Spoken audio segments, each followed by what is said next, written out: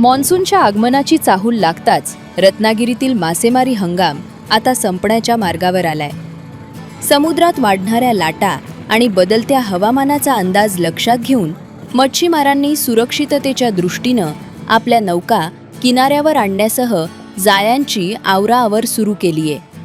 1 जूनपासून समुद्रातील मासेमारीवर अधिकृत बंदी लागू होणार असल्यानं किनारपट्टीवर सध्या लगबगीचे वातावरण पाहायला मिळत आहे. रत्नागिरी शहराजवळील चंपक मैदान परिसरातील विस्तीर्ण कातळ सड्यावर सध्या अनोखे दृश्य पाहायला मिळत आहे. वर्षभर अथांग समुद्रात मासेमारीसाठी वापरण्यात येणारी मोठी जाळी गोळा करण्याचं काम युद्धपातळीवर सुरू आहे.